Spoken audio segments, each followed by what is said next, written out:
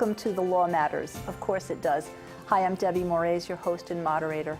This program, as we say, has been created to educate, inform, and help you with the law matters because the law matters. Understand the law better, and you're in a better position to understand how to protect yourself, your family, and your business. We provide information and resources that'll help you determine whether or not you want to contact a lawyer. Perhaps will help you so that you could handle or decide to handle some issues yourself. If you do decide that you need outside professional counsel, you'll be better prepared, and as a result, so will the professionals who you hire. Our goal, of course, is to help you save time, money, and achieve the best possible results. The Bazar and Associates law firm in East Providence continue to help us with all of the issues we tackle, and once again, we want to welcome and thank David Bazar. Thank you, Debbie. So today, headline news all week or for weeks has given us good reason to revisit a topic we had talked about before, First Amendment in particular. This time the questions are a little bit different. We had talked about the gal named Michelle Carter and an involuntary manslaughter issue. In this case, free speech, hate speech, protests, and consequences. There are consequences now on the street and also on the job. So the questions are, does the First Amendment protect hate speech and your job? Should you lose your job? Can your employer fire you based on things that you've said when it takes place outside of work and actually has nothing to do with your work? So those recent issues have been in the news. Far-right protesters have been in the news. What do we do about them? If you want to protest, should you be allowed to, and how should you do that? So there are people rallying with guns, others just carrying signs.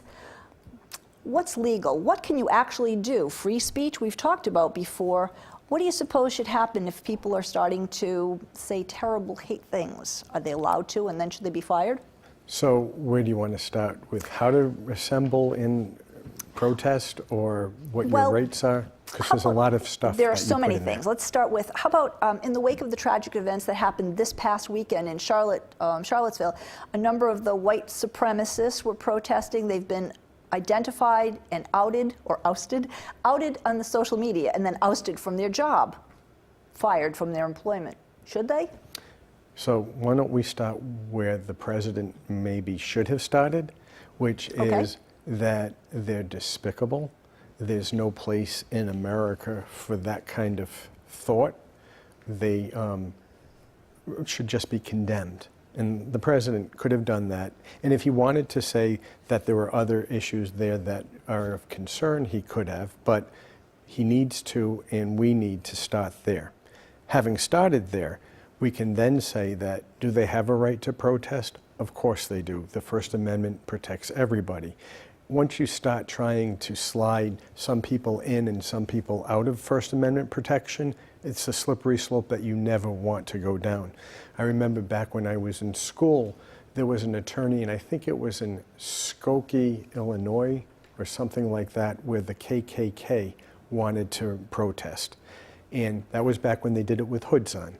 And an attorney went to court to get them the right to do that. It was a Jewish attorney. And people asked him, how can you do that? And really, the answer was, how can I not? Do I hate what they say? Do I hate what they stand for? Do I hate what they represent? Absolutely. But if I don't stand up for their right to be able to say what they want to say, then who will stand up for mine if my right isn't protected just like theirs? So the answer is they have an absolute right under the rules to have a protest and to have their hate-mongering speech and stuff like that put out there. It's protected. I don't know, suppose you want to tackle the question, should the president be fired for the kinds of things that he says? That's a different kind of question. Yeah, so of course the president can only be impeached. Not fired. Or maybe under 25th Amendment if he's not competent to hold office mentally or physically. I'm not saying we're there or we would ever want to go there. And here's the thing.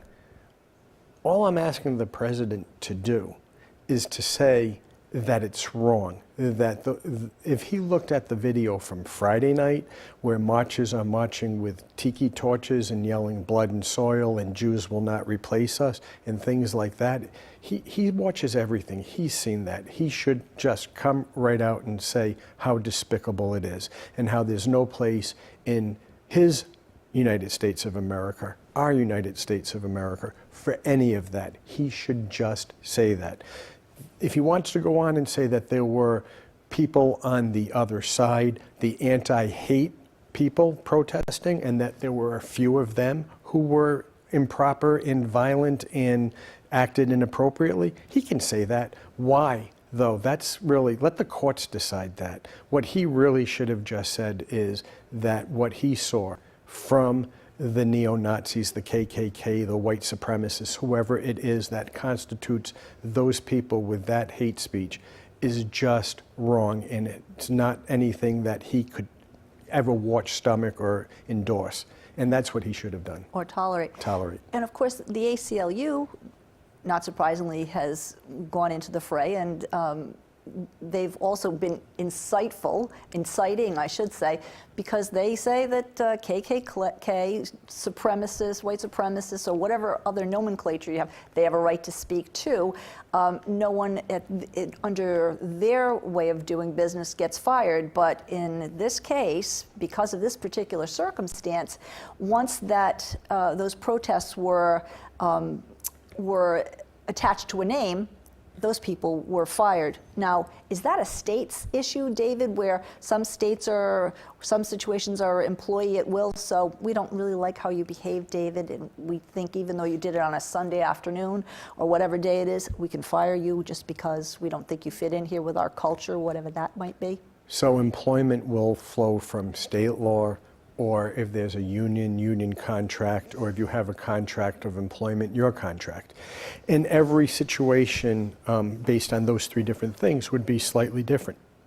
As an employee at will, an employer can fire you without giving a reason for any reason at all, as long as it's not discriminatory. And if an employer were to fire you for your thoughts or for your actions outside of work, that could be a violation of your rights. And just like I said, the president has a job to do, which is to protect our country and stand up for what's right in our country. And if he wants to comment on other things like he did beyond that, he can do that.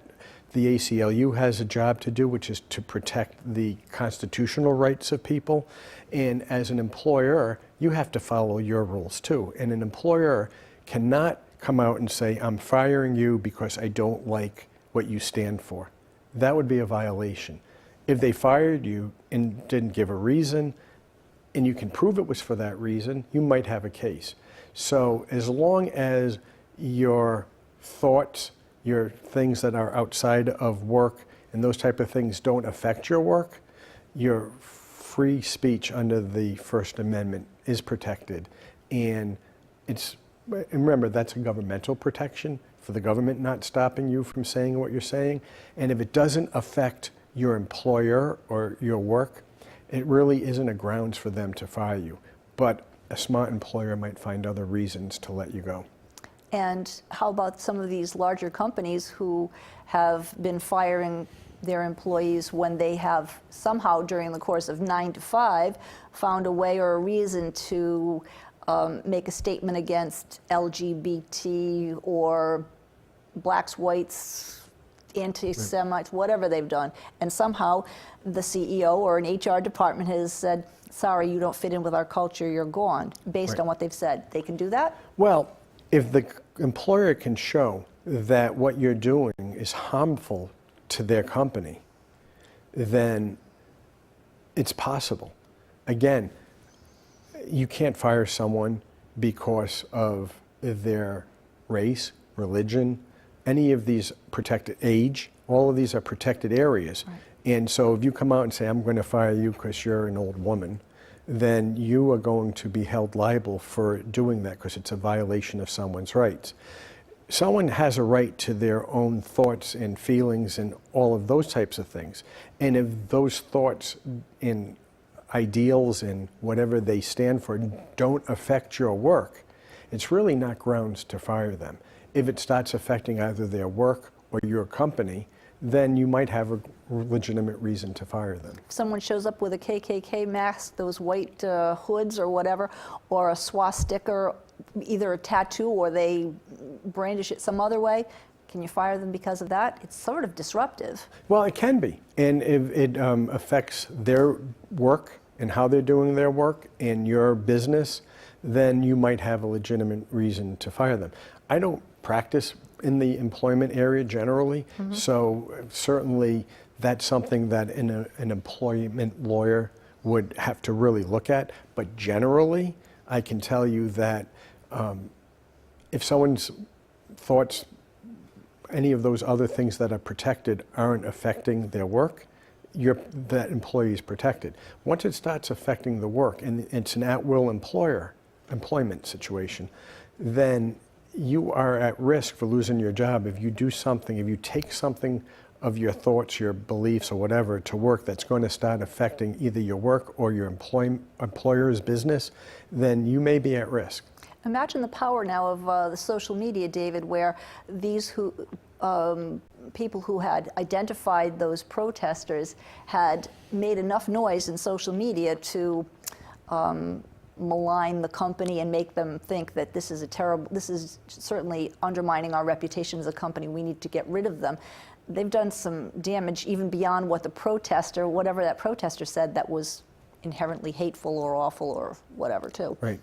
Again, as we talked about with the First Amendment, you have a slippery slope that you have to be careful of. You never want an employer to be in a situation where they can fire an employee just because they don't agree with their views. So I'm going to be like the president should have been again. Just because someone is hateful and despicable and has rotten core about how they see the world and how they treat other people, if it doesn't affect their work, you shouldn't be in a position to fire them because of that. Once it starts affecting your business and the work, I think it's a different story in a different situation. Again, going back to what you were talking about with social media, we had a case we talked about once before where somebody went online and said some rotten, hateful things about their employer, and the employer fired them. Did the employer have the right to do that? It's free speech, it's their thoughts, it's whatever. But in that situation, as I remember it playing out, it was affecting the employer's ability, as a small company, to be able to work with that person. And I think the employer was found it was okay for them to fire them because it sort of affected the employee-employer relationship to the extent that they weren't following the legitimate requests of the employer to do certain things at work. They were being very difficult to work with. And since it wasn't based on their thoughts or what they put out there or whatever, but simply based on the work product that they were putting out, not following legitimate requests and orders and being disrespectful and disruptive at work, they were legitimately found to be fired. And not as an aside, but is it true that if you are working for a government agency and you say things that are rotten, hateful, et cetera, that's different because it's disrupting the function of a government agency and that's not quite the same as private enterprise? Well, I think the type of employment that you have can also very heavily weigh on what is and is not acceptable. I tend to agree with the ACLU on even if somebody is despicable, we have to protect their rights just like you have to protect anybody else's rights. So if you work for a situation that requires, let's say, a national security background check and that type of thing, and because of your views and things you've put out there, they find that your background check isn't acceptable, then because of the company you're working for, they probably can either not hire you or not keep you.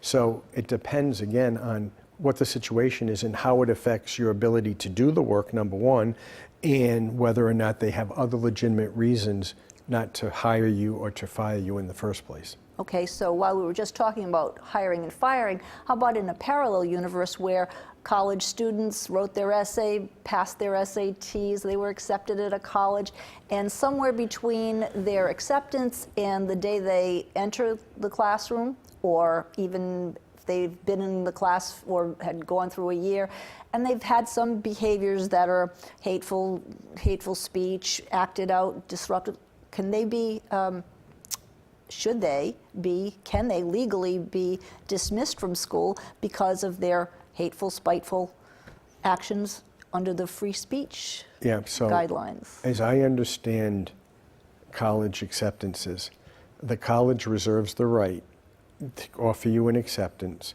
and have some conditions on it for that acceptance to hold through to matriculation when you start school.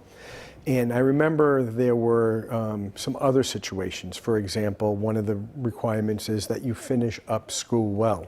You know, we accepted you based on your record up to this point. We expect you to finish up with good grades. So if you flunk out of high school before you get to college, they can withdraw the acceptance because you didn't carry your end of the bargain. Now you're taking it beyond that. And I remember reading or seeing somewhere about some kids who had some acceptances to some schools that were taken away for reasons other than academic performance. Do you remember what those were? I'm trying to think if it was something, might have been about the LGBT. Yeah, there or was something that they posted that was very defamatory or derogatory against one group or another. Should they rescind that? Yeah, so, you know, that's a much closer call because now we're talking about, again, something the ACLU might come out and say, wait, that's protected free speech. The university or college might say, yeah, but that's not the student body that we're trying to put together and assemble here. So it's a much closer call. I think if it's simply somebody's statement of their opinions, probably it shouldn't be grounds for a university or college to withdraw an acceptance. If it goes beyond that and they do some things that they find reprehensible based on their actions, then they probably have grounds to do that. So that's what the thread I'm going to pick up. How about, since college campuses have been such a hotbed for controversy and such lately, someone doesn't like Ann Coulter. She's on the wrong side of the law in their mind. You're on a college campus, you're entitled to protest. You should listen respectfully, in my humble opinion. But suppose there are protests, you have a right to protest. Suppose that gets out of hand. Then if that gets out of hand and there's someone hurt, potentially hurt, does the college bounce the child? What are your thoughts about that? What's the law? So I actually have a couple of thoughts on all of that situation. As much as somebody may be speaking at a school that I totally disagree with, or the other or students at the school totally disagree with, it's so wrong for them to disrupt whoever it is from speaking and expressing their ridiculous views. If you think that's what they are, then the appropriate thing is to have a conversation or discourse, and you want to say what you want to say, then I want to say what I want to say. And we don't have to agree with each other. We can try to convince each other why one's right and one's wrong, but have the conversation. The universities shouldn't stop people from coming to schools to speak, even if they totally disagree with what they have to say. The students shouldn't stop them from speaking. Do they want to protest? Do they want to make it known that we don't agree with you? In, as you say, a respectful manner that doesn't interrupt or stop someone from that? That's what you should do.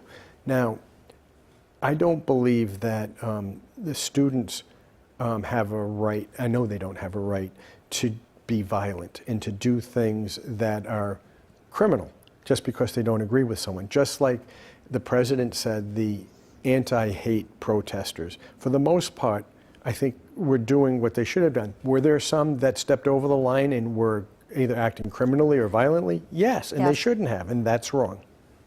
And so we've talked before about the right to protest, and I want to get into that a little bit, but when we understand that you have the right to protest, and especially on a college campus where you want to foment both sides of an argument and foster creativity and debate. And learning. And learning. But now suppose it's approaching the subject of public safety, my right to free speech versus a potential public safety, public harm issue. Then do we shut you down before there actually is a riot or some sort of activity like cement in a plastic Coke bottle or something? There was some of that in previous protests. At what point do you shut that down or deny them a permit? How does that work, David? Well, again, I think it's people, and we're in a college or university campus setting, they need to understand that part of what we do in college to learn is to listen to people, even if we don't agree with them. And it's wrong for one group to create a situation that might become dangerous in a public safety concern to shut down another group from speaking. And I don't care which group it is that's speaking, the other group shouldn't shut it down. Whether I agree with them or not, whether you agree with them or not, what stops the other side from shutting you down when you have somebody you want to bring in to speak? And that's Reasonable. the problem. That's the biggest problem. And that's, again, I'm going back to the president. I wish he would do these things, which is to talk about that we all need to act civilly with each other. Now, I can hate what those KKK, neo-Nazi, white supremacists are saying and doing. And, you know, for me, the best thing in the world would be no one goes. Everyone ignores them. Let them go away. No coverage. Right. Bye-bye. See you later. Enjoy yourselves. Whatever. And I know that's not realistic, but what I'm saying is... But that would diffuse it, certainly. It might. And what really it would do is, I'm not stopping them from having their stupid say. Have not even engaging them because they're so wrong and so anti-American. But I think it's important maybe to have a discourse, but try to do it respectfully. And that's, you know, what should happen on college campuses, and it's what should happen elsewhere.